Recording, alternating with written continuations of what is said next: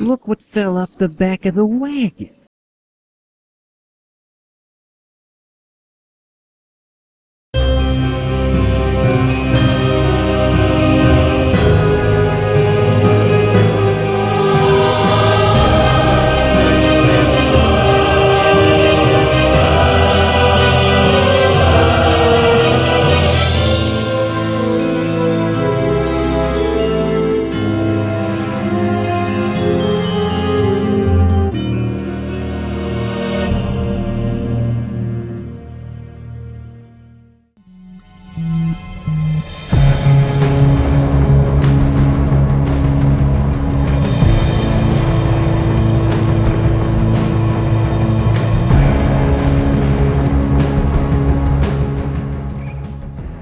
Torchlight is a great game. It incorporates all of the traditional elements of a hack-and-slash classic, including loot greed, talent trees, and equipment augmentation.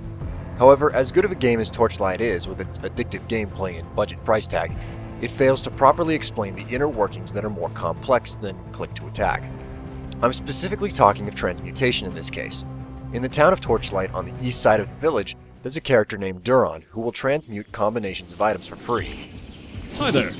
Unfortunately, however, you're never really given a comprehensive explanation of how it works, and if you're new to this particular type of game, you'll be totally lost. If that is the case, don't worry, because I have a few tips surrounding transmutation which will help you make the most of your loot. Fortune is kind to you. First off, I have to cover gems, or rather, ember as they're called in Torchlight. Gems are more or less small stones that you encounter in the game that carry their own set of magical attributes. However, you don't gain their magical augmentations unless you put them in the socket of a weapon, piece of armor, or an accessory. Also, not all equipment will have sockets, so you won't be able to use gems on all of your apparel and items. Now, the reason why gems pertain to transmutation is because of how they come in varying levels of quality. Obviously, the higher quality of the gem, the more powerful its augmentations are. However, a higher quality ember is less likely to be dropped by monsters during dungeon crawls. This is where transmutation comes in. If you take two gems of the same quality and transmute them, they will combine into one gem of the next higher quality. There are a total of 10 different levels of quality, and there are 8 different types of ember. However, no matter what type of ember you have, they all fall under the same quality classification system. First is cracked ember. You'll find a lot of this quality, and deal with it frequently, especially if you buy gems off of the vendors in town. Second is dull ember. Third is discolored. The fourth quality in line has no prefix and will simply be called whatever type of ember it is. Fifth is cut, sixth is polished, seventh is star, eighth is flawless, ninth is perfect, and the 10th level is special. Every different type of ember has a separate unique name for its final and most powerful form. It should be easy to remember which gems are at this level. The reason being that you'll spend forever trying to get your hands on a level 10 gem. To make the point of how long it can take to get a level 10 gem, I'll tell you a little fact. If you do the math, you'd have to transmute 512 cracked gems together in order to get one unique level 10 gem.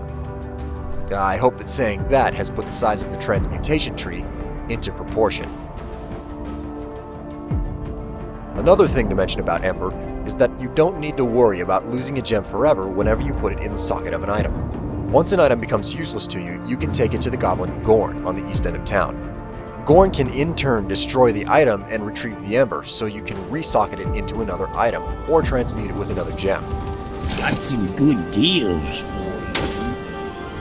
Now for some additional bits of info regarding transmutation. First is that all of those green magic items you haul up during your dungeon crawls can be transmuted into gems. All you have to do is transmute any 4 green items and they will combine into one piece of ember. Fortune smiles on you. The quality of the ember can vary, but usually they will transmute into a piece of dull ember. You can also transmute 4 blue items in the same way. However, transmuting blue items yields the same results as transmuting green items. And since blue items sell for more gold, you're better off hawking them if you don't use them.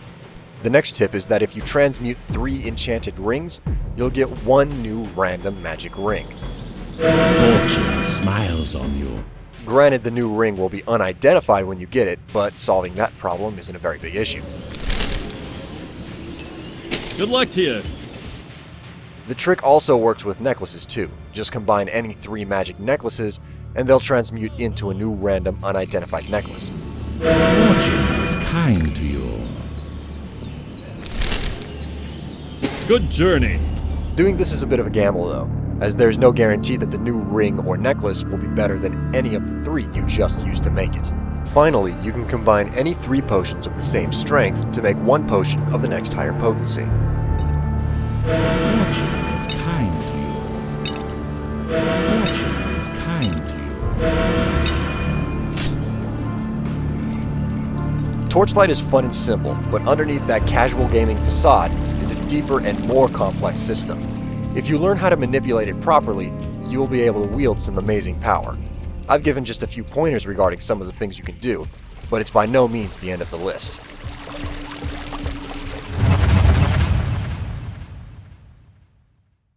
See you around.